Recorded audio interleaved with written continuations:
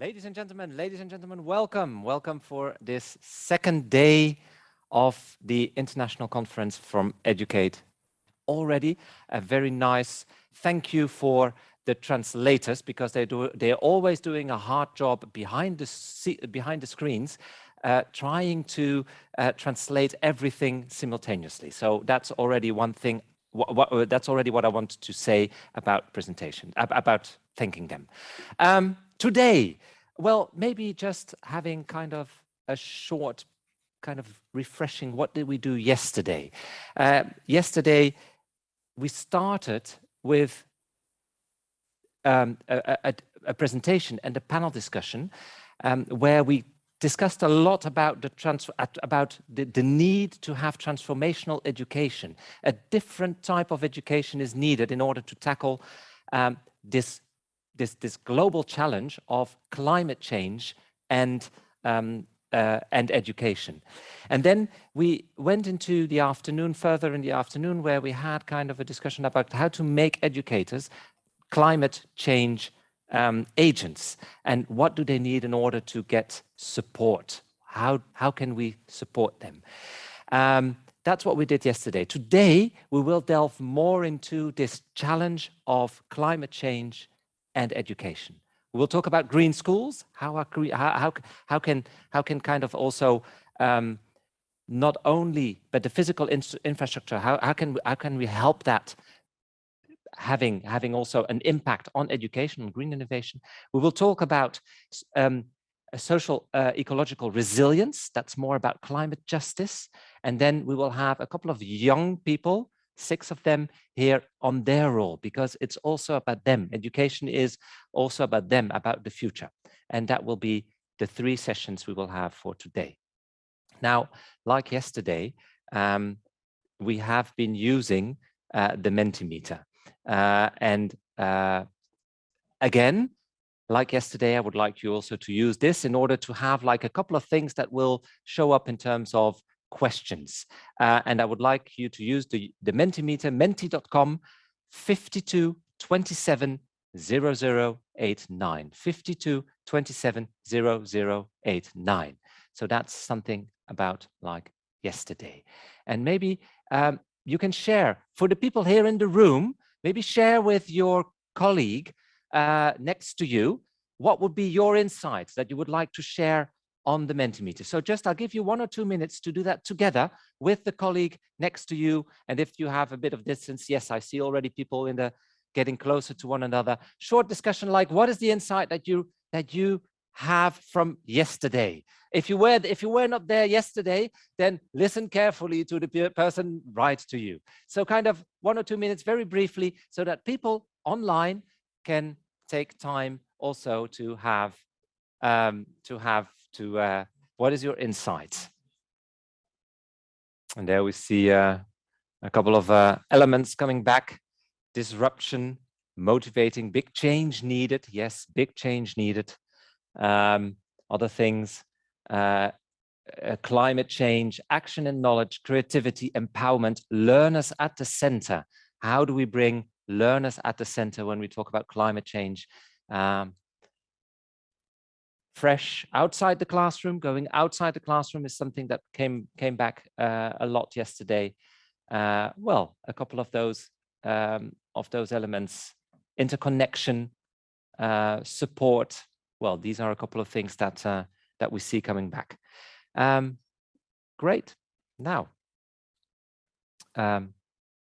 with that, I think it's time to move to our program of today, to the presentations of today. And the first presentation we have today is about eco-friendly and climate resilient education programming, green innovations from Enable's portfolio.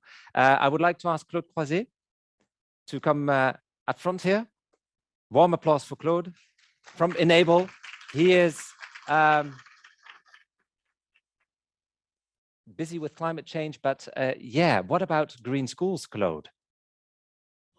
Good question. So welcome to this special session on green innovations. I like this word, in the field of education. Since the very first education programs managed by Enable 20 years ago, environmental issues were addressed in different ways. I remember, for instance, the wide school construction programs in Cambodia, where eco-design was used to build schools for the Ministry of Education from 2004 to 2010.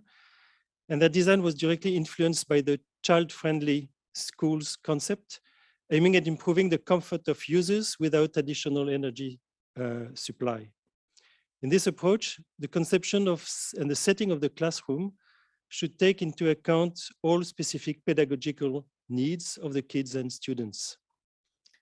Ever since, the view of Enable was to address environmental and later climate issues, both in terms of schools and training centers construction, the hardware, but also in terms of school programs, curricula, and teachers training, the software.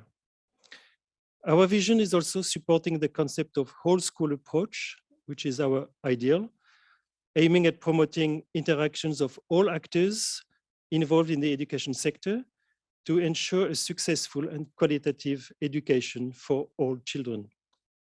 The school is conceived to be efficient, accountable, inclusive, stimulating, safe, and eco-friendly. Innovation, both in the design and in the techniques and materials used, and valorization of local materials and techniques are Enable's guiding principles.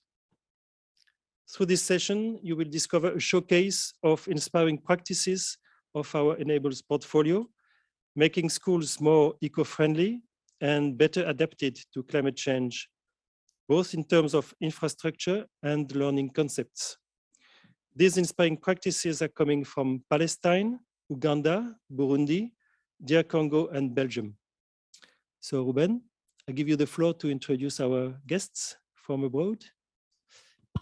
Thank you very much, Claude. So thank you very much. We will have, as you say, 5 short presentations where you kind of bring together the hardware and the software of schools, of green innovations, things that you do. That's really the idea. That's what we're going to look at. And in the meantime, as you have discovered again our Mentimeter, I will open one question for you. If you have, during those presentations, those 5 short presentations about those schools in those 5 countries, if you have questions about the green schools, then please put them on the Mentimeter. I will follow the Mentimeter, so we will have an opportunity for those questions to be asked them a little bit later. Now let's start with the first presentations. I have normally I have a couple of people here present. Yes, these are the presenters, and I will start with Alexis Doucet, who is from Palestine, who is busy in Palestine, and he will explain a bit Enable's experience in developing greener climate responsive school designs. Alexis, how are you doing in Palestine? And are you there? Can you hear us? Yes, I can. Can you hear me as well? Yes. Yes. Okay. Yes. So yes. nice to be with you. Go ahead. Palestine. What is the example that you have to show us? What are you? Maybe first introduce yourself a bit. What are you doing? What are you responsible for? And then you can move on. Like, okay, this is what I have. What we are doing in Palestine in terms of developing greener and climate responsive schools. Sure. Yeah. So I'm Alexis Doucet. I'm a civil engineer and architect and urban planner, and I've been working here for the past 5 years for Enable. And indeed, we started by school construction, then we went to green school construction, and now we are on green buildings and really further expanding into the topic of climate change. But yes, I'll be presenting both our past experience and what is in the pipeline for the coming 5 years. I suppose you'll introduce the other colleagues before we start the presentation, because it's a joint presentation for the 3 countries. Yes, so that's Alexis from Palestine. Very good. Then we have Karine Givik from Burundi. Karine, welcome. And you're in Burundi also within this Enable program, and you're much more looking at vocational training techniques to strengthen the skill of the construction sector apprentices. So can you please explain a bit what your role is, Karine? Yes, good afternoon, everyone. So I'm Karine Gilbik. I'm an architect, and I'm working. I'm in charge of the infrastructure for the TVET program here for Enable Burundi.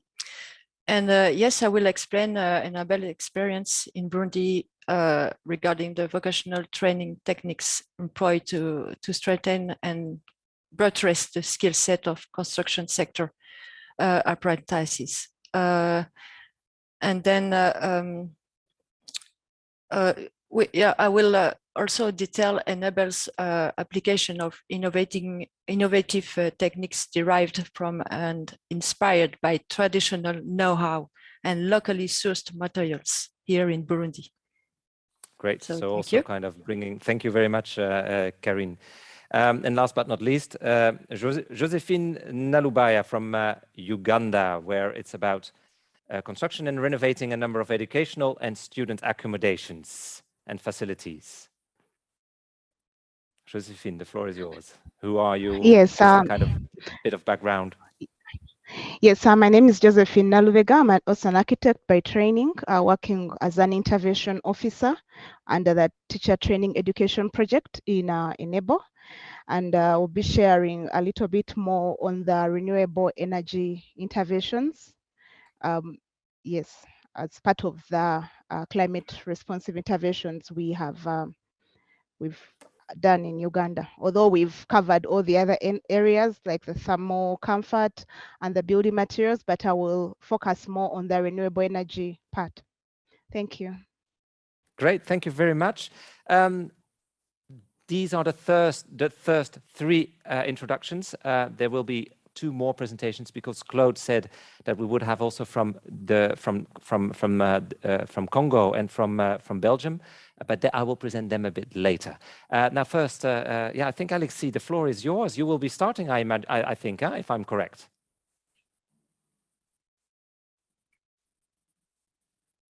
I think you're still on mute.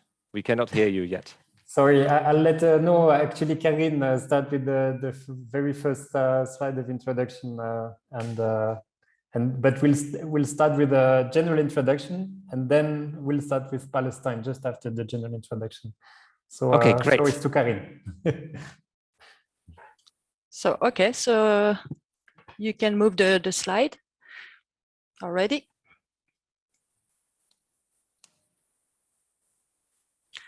Okay, so again, good afternoon, everyone. So as you know, Enable is in charge of implementing development cooperation of Belgium in 14 partners countries. So that means dealing with great diversity of climate and culture. Even so, as you can see on the map, many countries in Africa. Next, please. Thank you, Karine. I will introduce this slide, which details a bit of what we do as the infrastructure component in the 3 countries. We design active teaching and learning spaces which optimize the environment. These include the outdoor learning areas that were really discussed in detail yesterday, and the climate smart buildings infrastructure that promotes sustainability, energy efficiency, and cost saving. These spaces are built using the climate responsive materials. Moving to the build pit, like bamboo, commercial wood. We are working with earth bricks and then the burnt bricks, as Karine will share in more detail. And also the building approaches which reduce the carbon footprint of the infrastructure. We have also installed renewable energy installations using including energy efficient kitchens and solar installations and the rainwater harvesting. On the equipping and furnishing, the schools and colleges are furnished with lightweight furniture, which is easy to configure and move into different settings to facilitate use of flexible space. We could move outdoor, you could move in different parts so that you can really enjoy the environment. And then we are equipping the colleges with educational technologies, installing internet, providing learning software, hardware, computers and iPads. We also have actually in Uganda, in the NTCs, we've introduced a student loan scheme for students to be able to get these iPads and computers so that we can facilitate digitalization and digital learning. Of course, this infrastructure we are putting up has to be maintained. So colleges are being equipped with maintenance equipment to ensure sustainability and good use of the facilities. Training, another activity done by the infrastructure components in all these countries.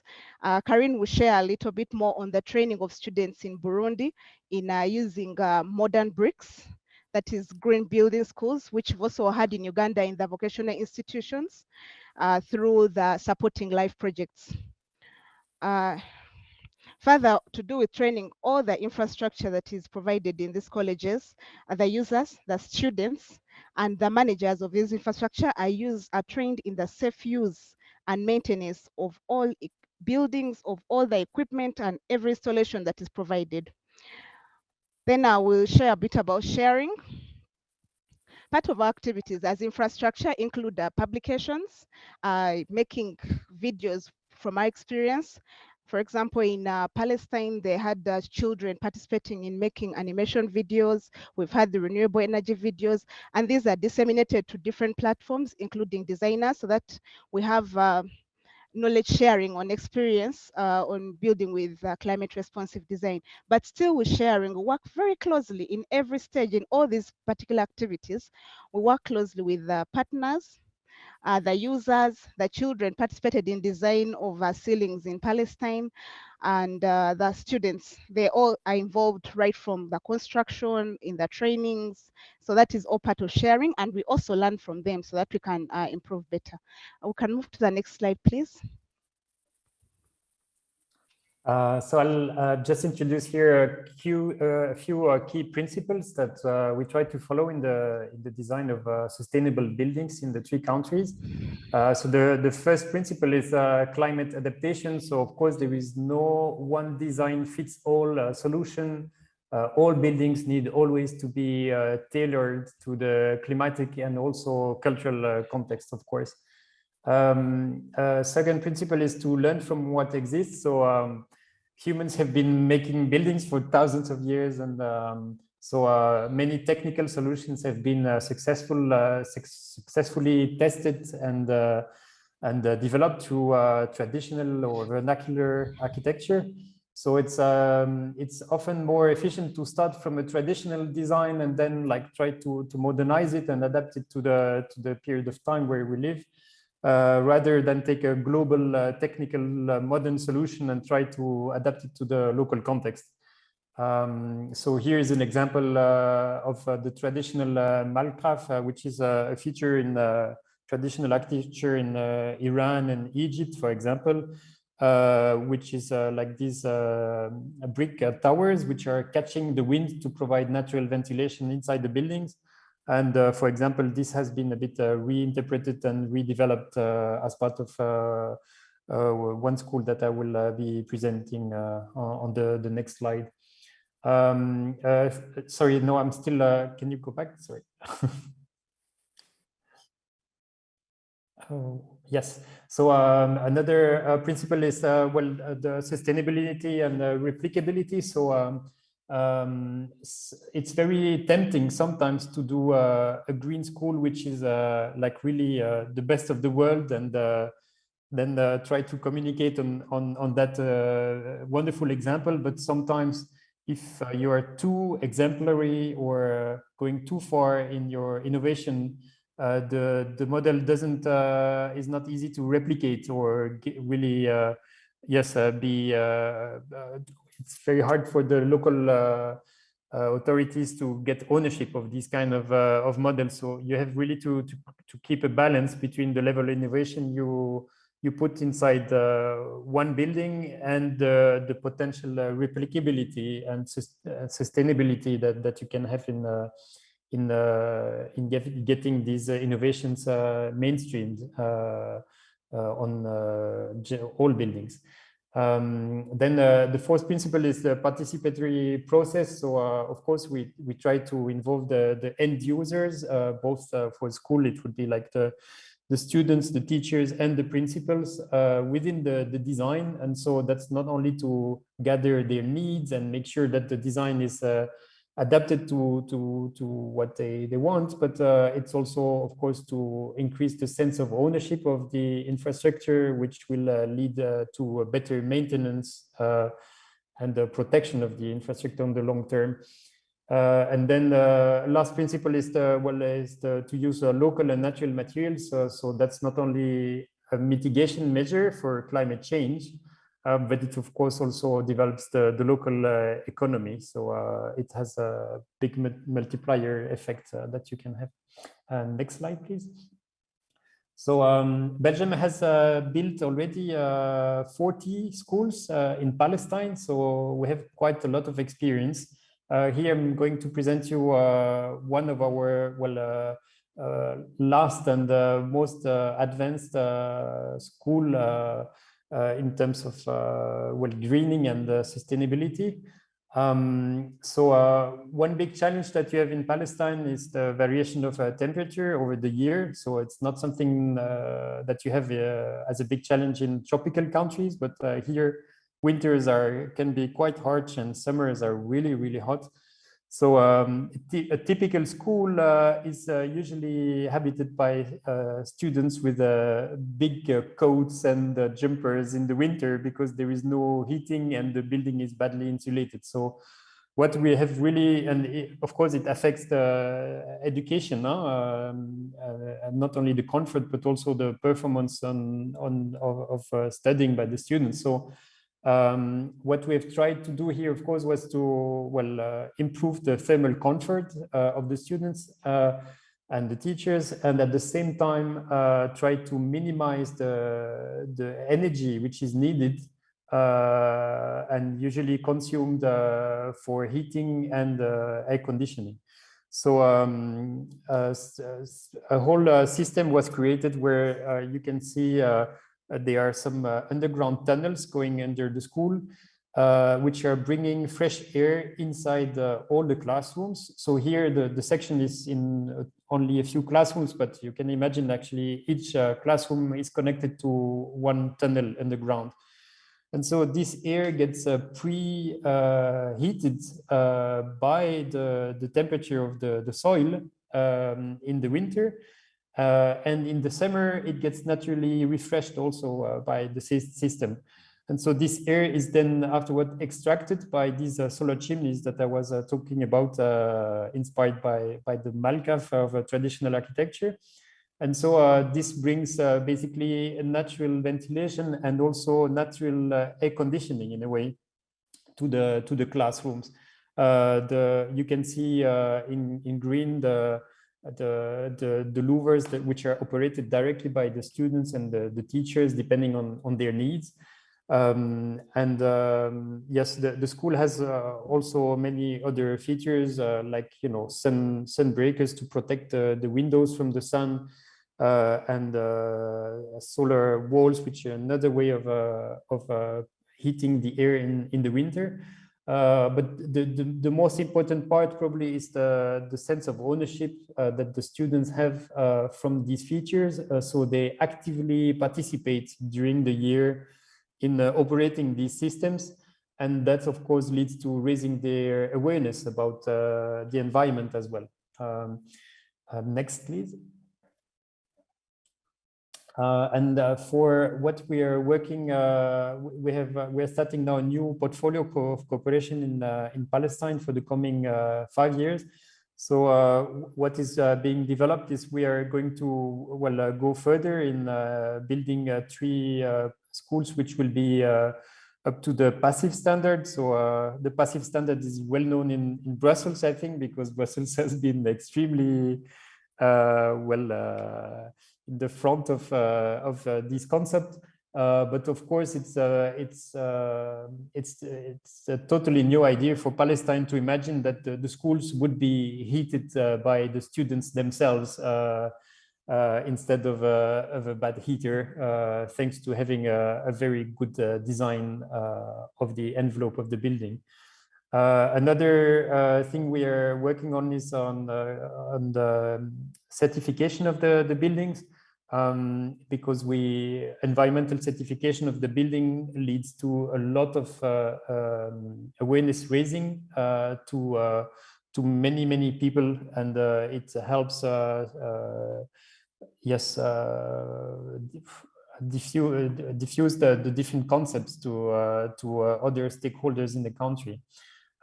We are also working on developing green building guidelines, which will influence very on the long term the building practices in the country. And we'll also work on improving the energy efficiency of existing buildings. So you have, of course, more than 2,000 existing schools in Palestine, which will not be demolished and rebuilt. So you have a lot of work on improving the existing infrastructure. Last but not least, yeah. Alexis, may I ask you, but also for Karine and Josephine, to be a bit shorter, okay. Because we have you're taking a lot of time for Palestine, which is great because it's very interesting. But we also would love to hear from Burundi, Uganda, and also the DRC, and of course also Belgium. Sure. I am done. Thanks. Okay. So, thanks very much. So I take the floor. Thank you, Alexis. So the context here in East Africa is that the population growth rate is one of the highest in the world, and this is, of course, the case here in Burundi. So this population explosion puts huge pressure on already overburdened infrastructure and strengthens the capacity and quality of training schools and other institutions of higher learning. So this contributes to an extreme reliance on imported construction materials like cement, for example, which contributes to creating high cost and high carbon footprint buildings. In each of the construction projects that the Enable TVET program supports in Burundi, the choice of building materials is dictated by what is available locally and economically. So clay is an abundant resource in the Great Lakes regions.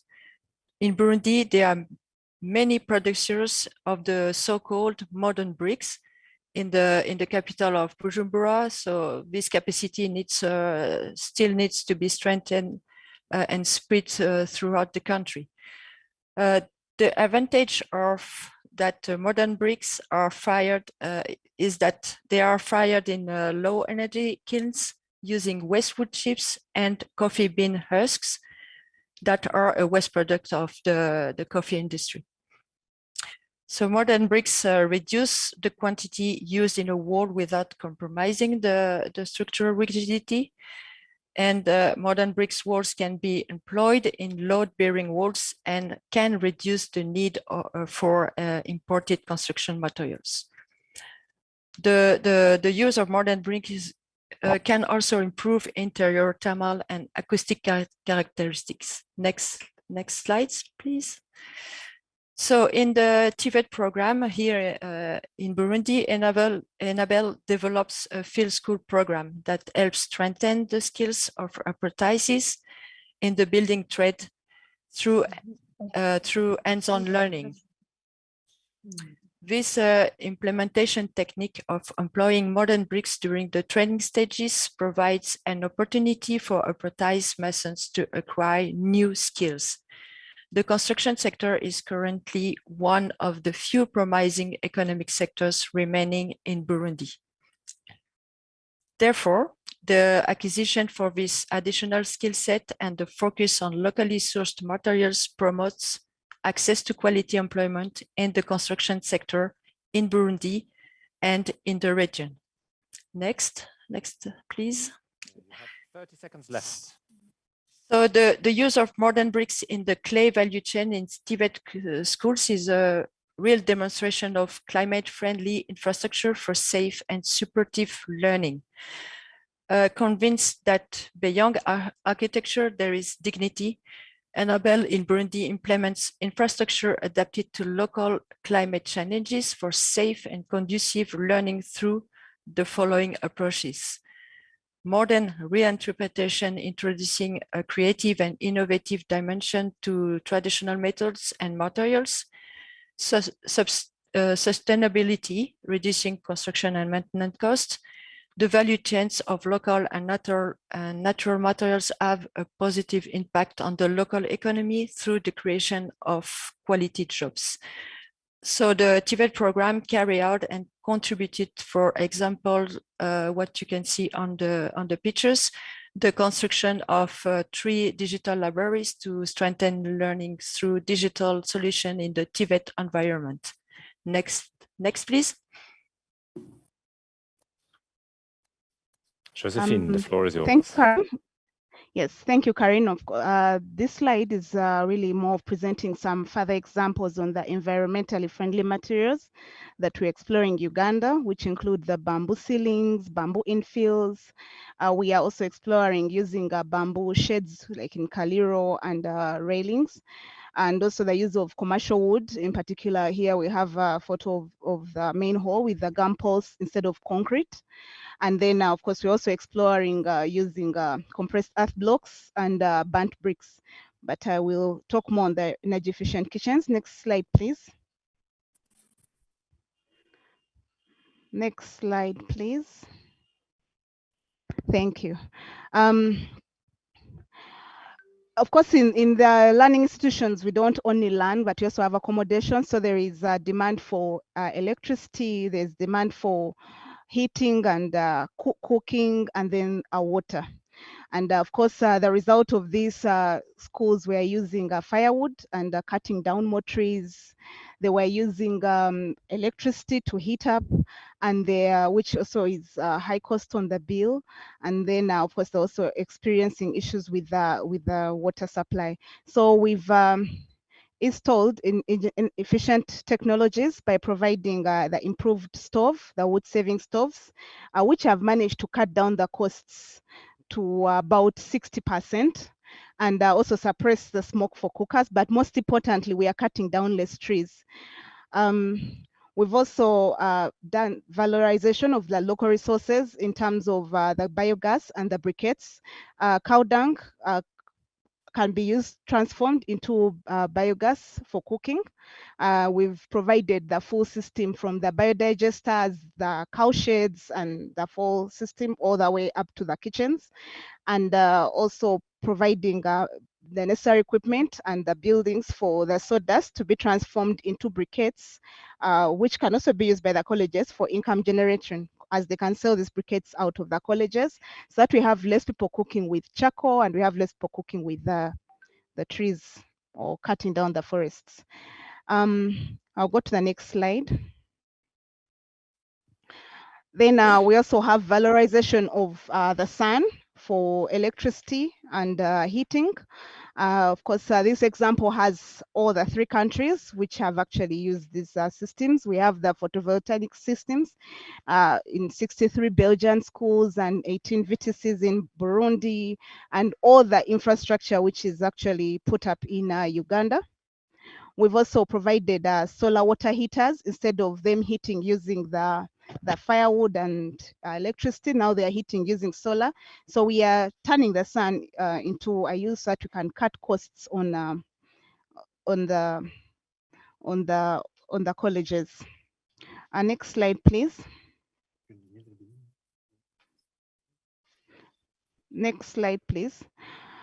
Yes, and then of course, further to this, using again solar, we are valorizing the sun to provide heat for hot water, yes, I mentioned, and then also to pump water from the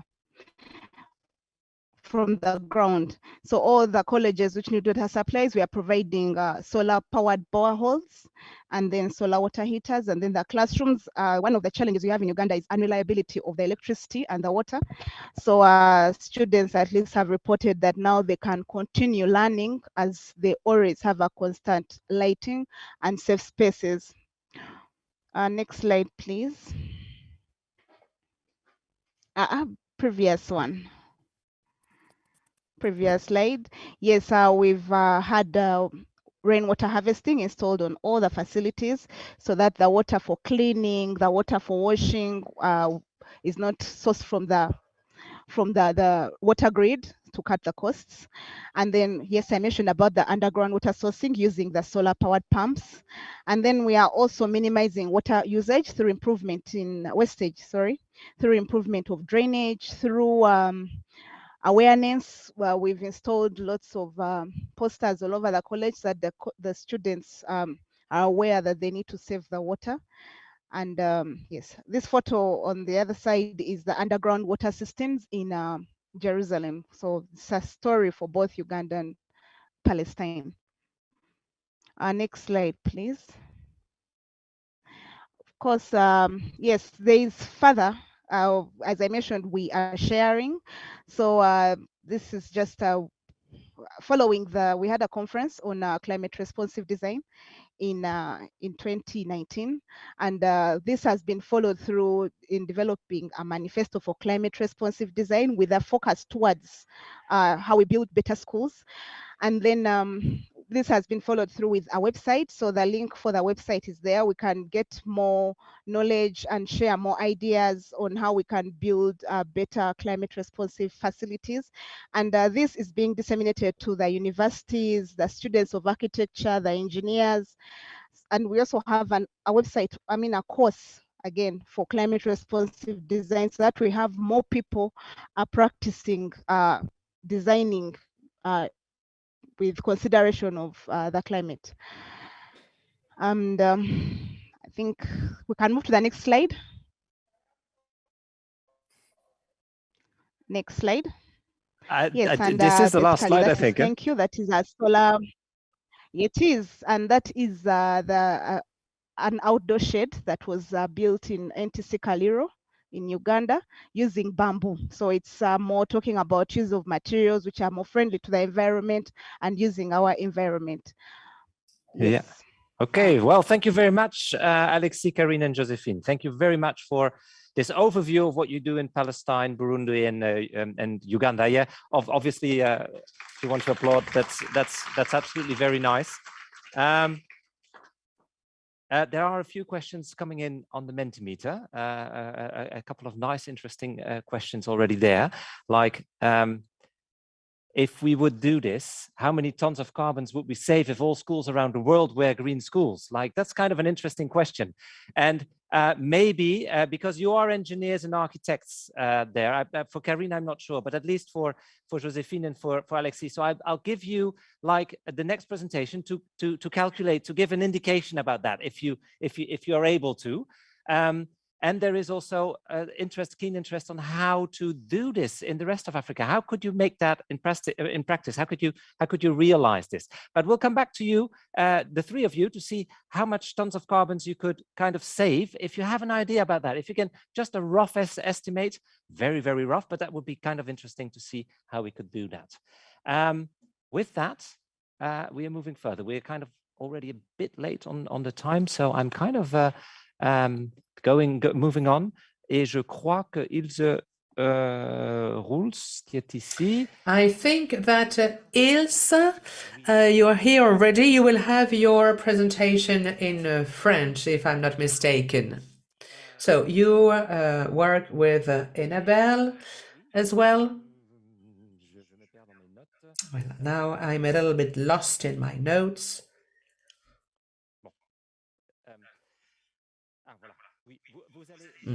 There we go. So you will share with us how it is possible to develop attitudes and skills in Belgium, how to raise awareness amongst the youth on climate change issues. What can be done so that the youngsters are better prepared to face climate change and to cope with climate change? Similar to what we said yesterday with the teachers, how can they be really changers? My name is Ilse Roos. You have to use the microphone, please. For the interpreters, it would be nice to hold it, please. Thank you very much. My name is Ilse Roos. I am a pedagogical coordinator of the federal program of world citizenship implemented by Enabel. The name is now Be Global. The name has just changed. But before that, it had another name to announce the color. So Be Global is a think tank addressing world citizenship practices, ECM, that's the acronym. So of course there are many links between world citizenship and education. And we know that there are so many things that can be possible within the school. So this is how we really want to highlight our program. We want to shed a light on the links there are between those various climate-related actions. So, to start with, our mission. First and foremost, the education to world citizenship means that it is important to develop a critical thought, so that in this case, youngsters can really have some guidelines, allowing them to commit themselves individually or collectively, so that they can show solidarity, they can foster a sustainable and more inclusive world. If we take into account how we can act, our training sessions open to teachers and pedagogical staff. We start from the climate to understand the various world links and the interdependence, but also the development of a critical thought. This is also key if we want to walk the talk. Vocational training, for instance, we do have modules addressing renewables, but also sustainable consumption. So that's for the training sessions. Then we also have very interesting tools, as we have an online directory with more than 700 pedagogical tools. This education towards citizenship. In the browser, there are keywords: climate, sustainable development. Many tools can be downloaded. You have video games, and you have some examples here. This mural of climate. We also have another video game and a pedagogical file on mining, for instance. Then, expertise, the third strand. We do facilitate research work, but also exchanges with the sectors, and there are also publications. We do have the example here of an article in which we establish links between this world citizenship education and sustainable development. Fourthly, the commitment, youth commitment, and this is a new track for us. We know how important it is to give youngsters new opportunities. So pilot projects have been created to explore those avenues, and currently there is an ongoing project which is steered by youngsters at international level. alarm cards for action. That's the name of the project. So youngsters all over the world can take pictures of the visible impact of climate change and global warming, and those pictures will be sent to the heads of state and governments. Now, to loop the loop, with all those experiences, they are feeding the advocacy work. In our program, we have been able to contribute to the reform of the educational system in Belgium. It was important to have to have the identification of skills sets. So climate change, sustainable development education, world citizenship education are now part and parcel of those references, those benchmarks from primary school till secondary school. So we know that there are real links and convergence between both strands. There are common challenges, and we believe that it's important to adopt a holistic approach. Our societies are changing, and active pedagogy is of the essence. Having a critical thought is also key. There are joint opportunities. Both organizations are really working hand in hand, and we know that there are great advocacy opportunities at all levels, regional, national, and international. I now would like to play a video of a school. This is a school in the network of the UNESCO. And I'd like to play this video now. Thank you.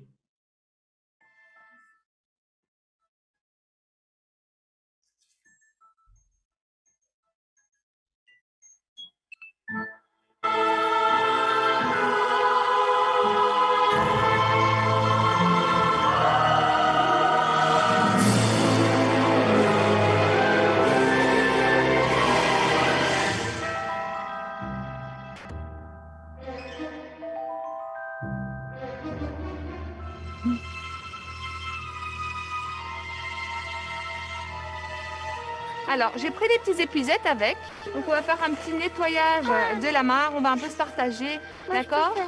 Dali, laisse-moi passer. Je vais ouvrir parce qu'elle n'est pas évidente. Attention là-dessus. Nous sommes une école labellisée EcoSchool déjà depuis 4 ans. Donc, l'environnement, c'est déjà un point... Environment is something on which we are working for quite a while. And you have different classrooms dealing with different things, with the garden or with other things. We have to take care of nature because trees, for instance, are providing us with oxygen. And it's also important to have flowers for bees. We are 0% waste for 1 year now. So we've been able to completely reduce our waste production. We take our own bottles. We don't use plastic water bottles, and we don't use any packaging.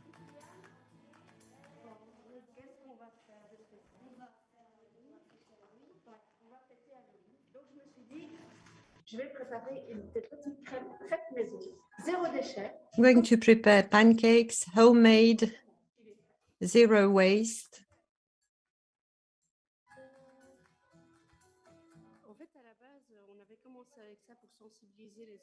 When we started, we wanted to raise the awareness of children to our planet. And stepwise, they realized that they can have an influence on their environment. There are different things, different dimensions, peace, sustainable development, and all these things, of course, are under the UNESCO umbrella. the fact that we are a partner school with UNESCO opens different doors.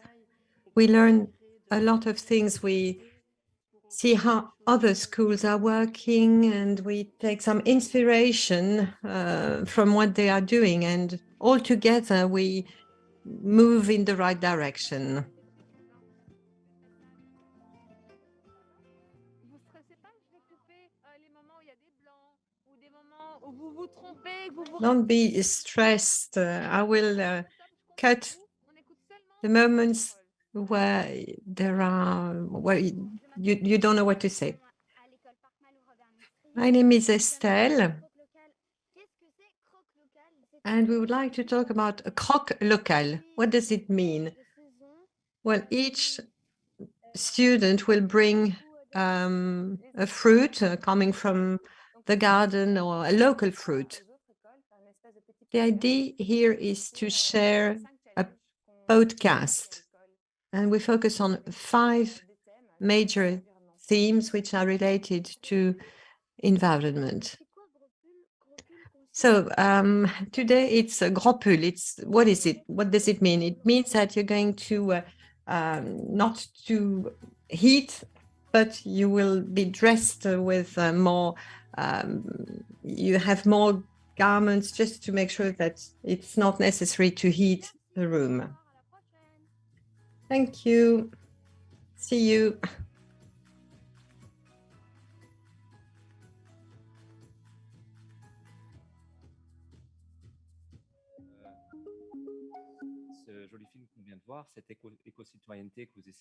So this eco-citizenship that you are trying to promote,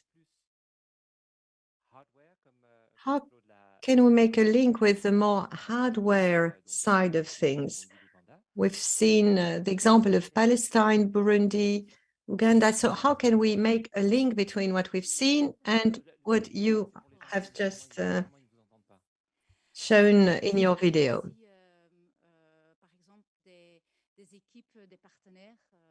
We have different partners working on energy balances at school. They are going to help and provide guidance on what students can do, but also school directors or teachers. So the redesign of schools is taking place through this type of initiatives, which are more soft, and also other projects. Yes, we have partners working around the idea of sustainable development, eco-schooling. And we, with this notion of world citizenship, we work on different things like inclusion, climatic solidarity. And so it's a holistic approach for green schools. Thank you very much. And of course, in the meantime, you can also ask questions through the Metimeter. We had some difficulties to have Congo with us, but now they are online. So we have Texas Bilembo with 4 people, and we can already see 2 of them. You have to get closer, indeed. Otherwise, we won't be able to hear you. We have Chantal Tombou, Alain Huard, Christine Decelle, and Nadine Ngeleta, if I'm not mistaken. Hello, can you hear us? We can't hear you. You're still muted. Can you hear us? Yes, we can. Chantal, Alain, Christine, and Nadine. Texas Bilembo, you are one of the partners of Enabel in DRC, and you work on cultural and environmental awareness raising. I think you have prepared a short video, so we're going to look at your film.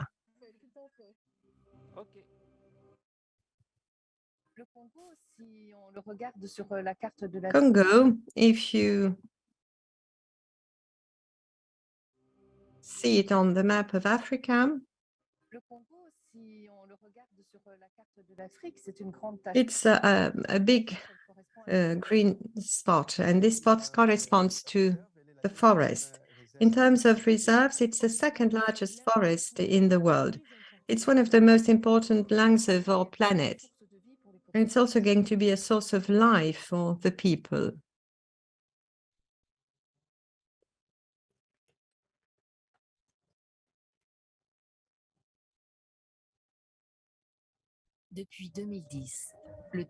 Since 2010, the rate of deforestation in DRC has tripled.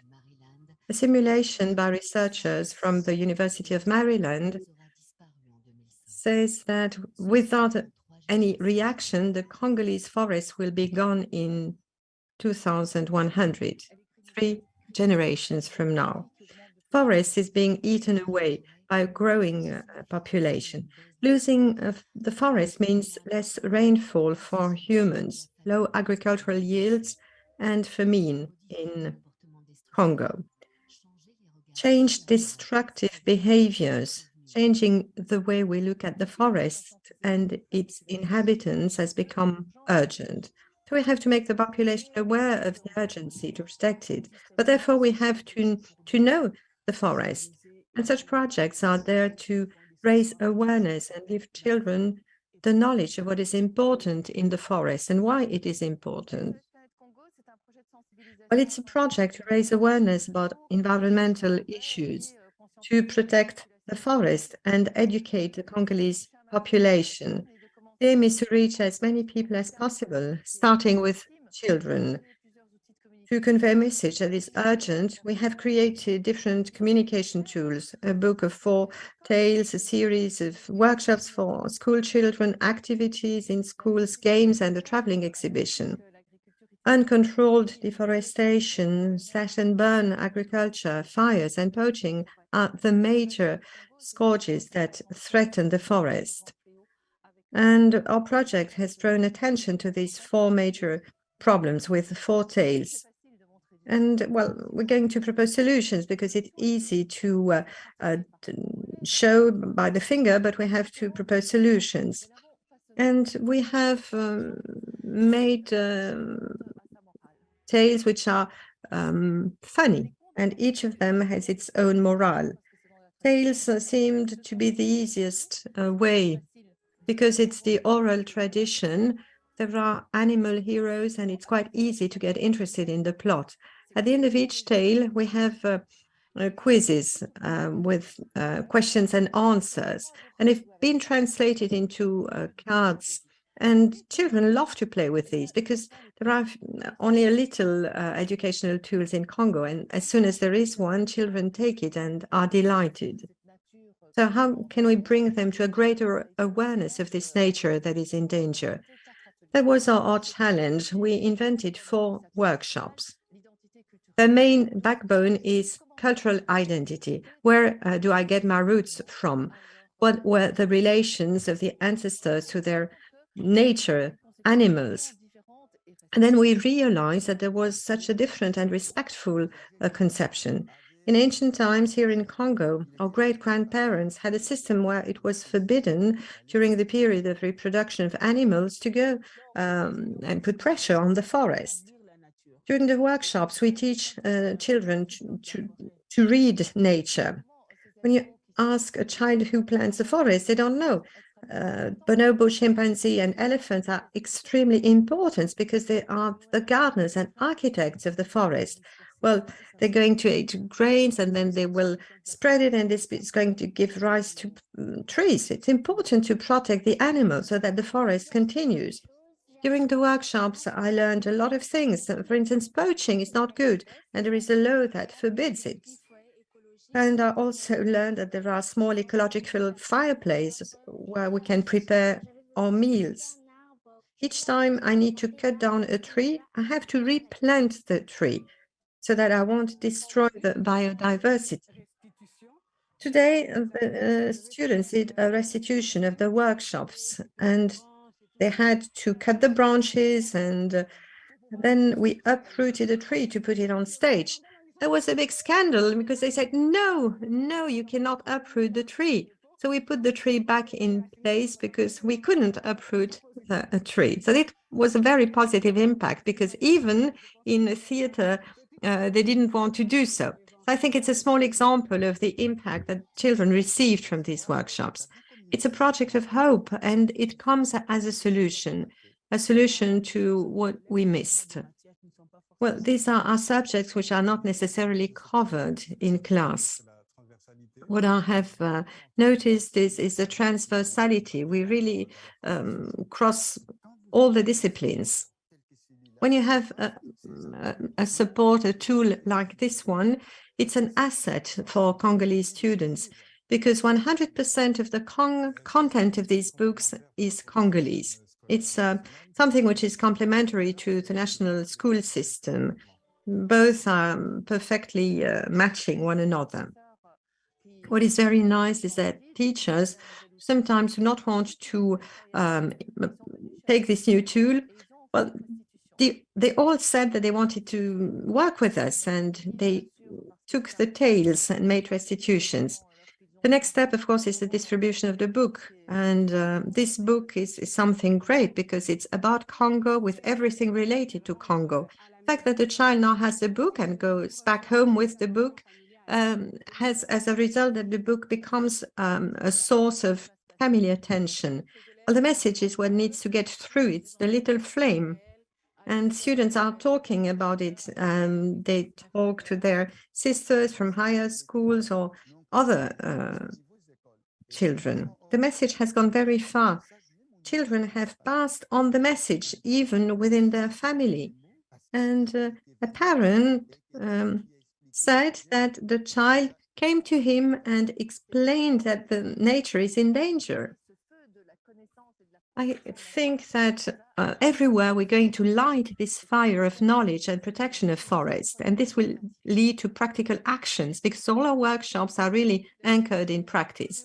It's important to invest in projects like this one because at a very early age, children can learn great things.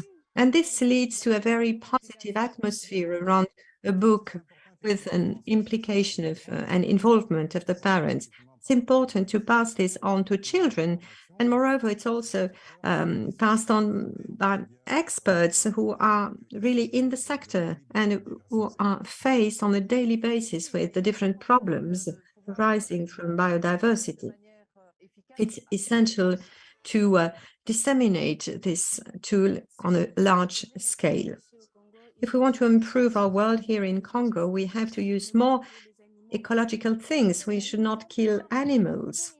And men should stop cutting down trees because they do so every day. We should not throw rubbish anywhere because when you grow, then you should replant. I think they didn't realize that this was such a great country with so many possibilities in terms of biodiversity, and that makes them very proud of their country, which is crucial.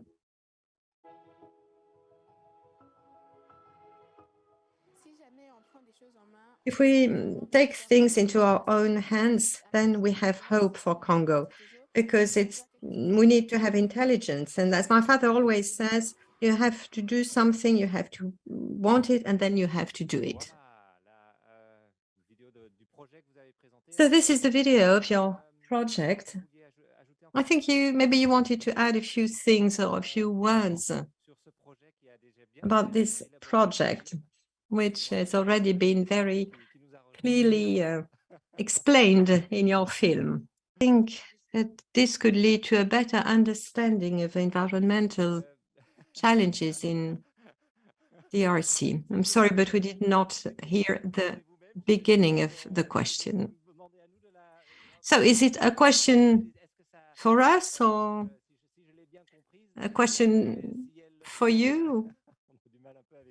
It's a bit difficult with the connection and the link between the two places.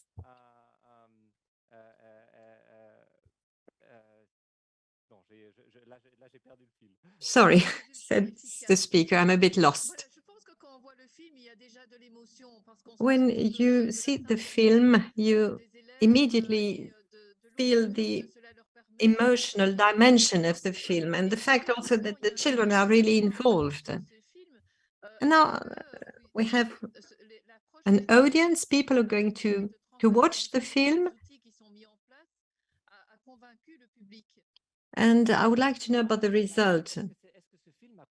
So your question is, did the film convince the public, the audience here? Are you happy with the film? I don't know about the people who are online, but is there someone here in the room who would like to react on the film?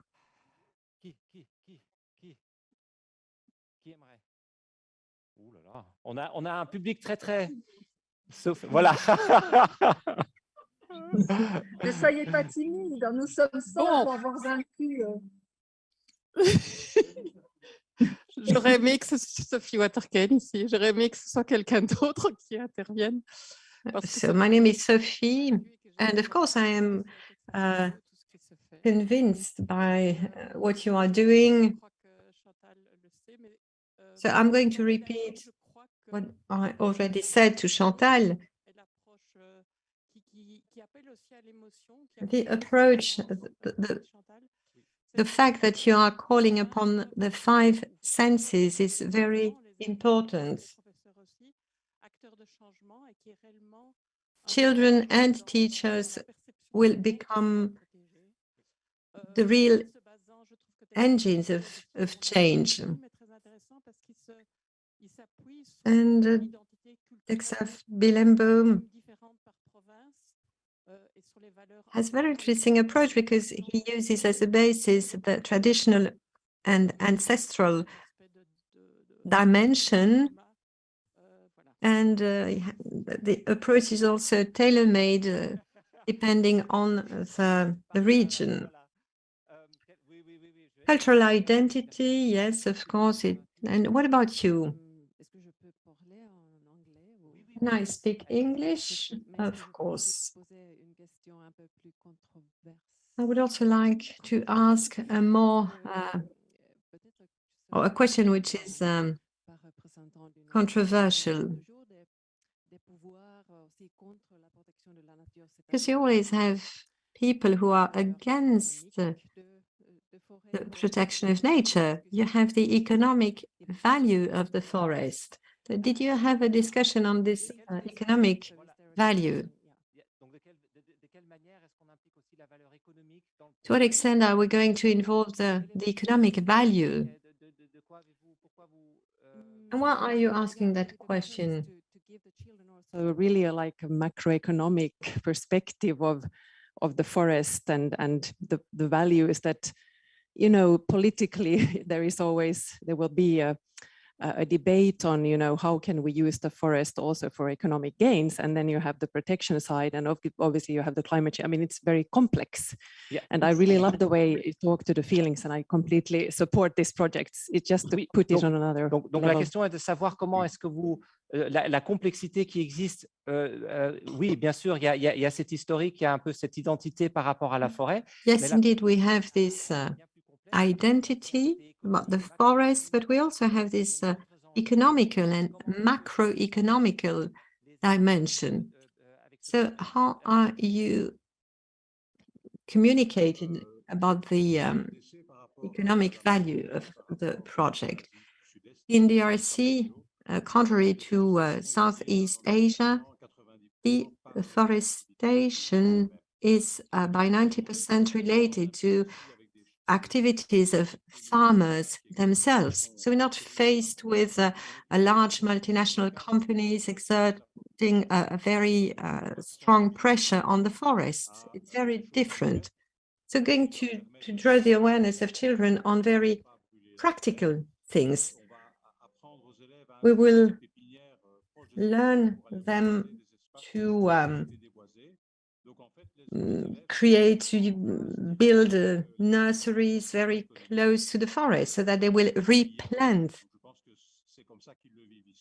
Once something has been destroyed, they will replant it by, as I said, locating forest nurseries very close to the school.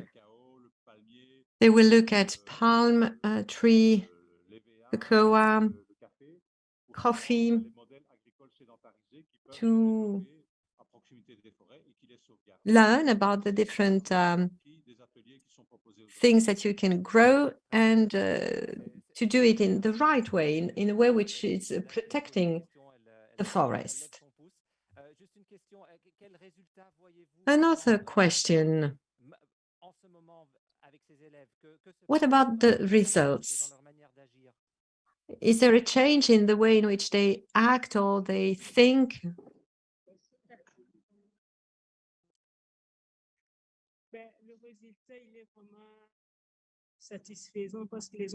The result is very good because children are aware of the forest now and they know what they can do to protect the forest.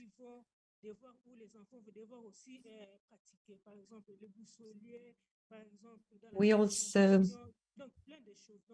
focus on different steps. They have to find their way in the different activities. And what about the jobs? Is there a job for children in the future? But they're just age 10 or 12, so it's a bit early.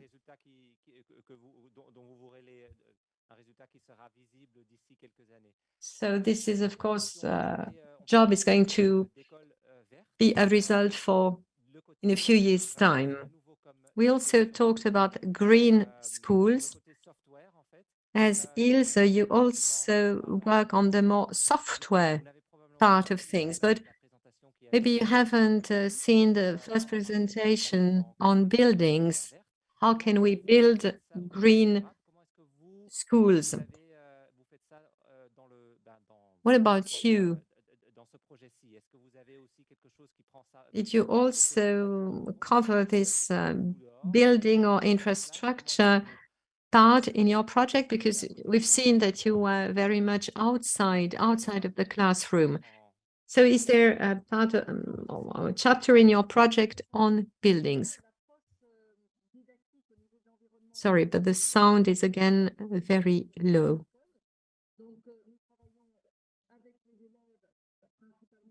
Sorry, but we're not able to translate. The sound is too low. Sorry.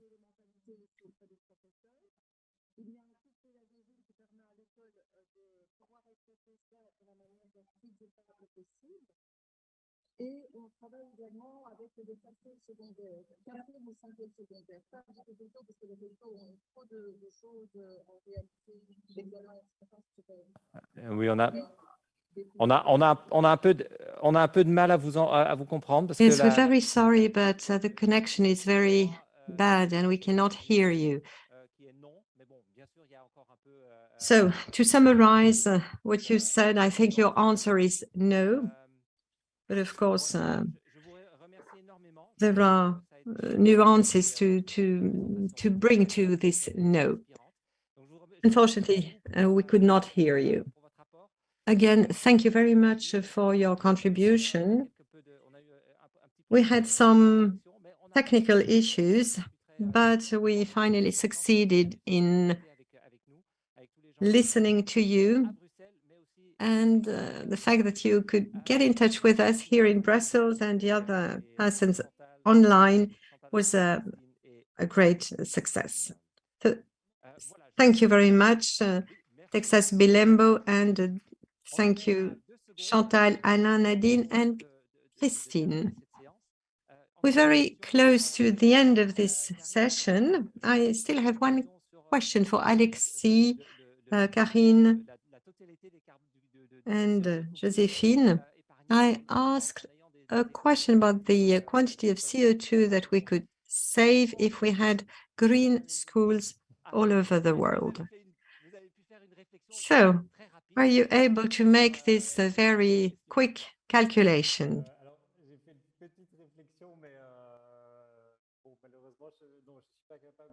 Unfortunately, I cannot give you an answer for the world at a global level, but regarding Palestine, at least, I can give you more indications. Regarding energy footprint, one school consumes 15,000 terawatt hours of electricity, and this electricity is very polluting because it is imported from Israel, where it is produced.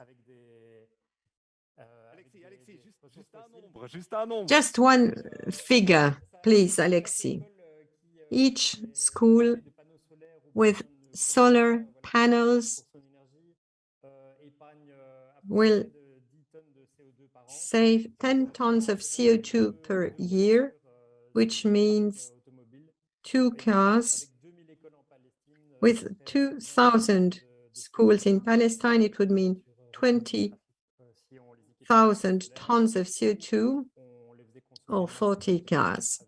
So if we could use more renewable energy, or if we could equip such schools with solar panels. Thank you very much to all of you for your presentations. A very last question now on the Mentimeter. What about the takeaways? What are the key takeaways from the countries we've just seen? Was it a source of inspiration or more or less? So how inspiring is the example of, and then you have the 5 countries listed.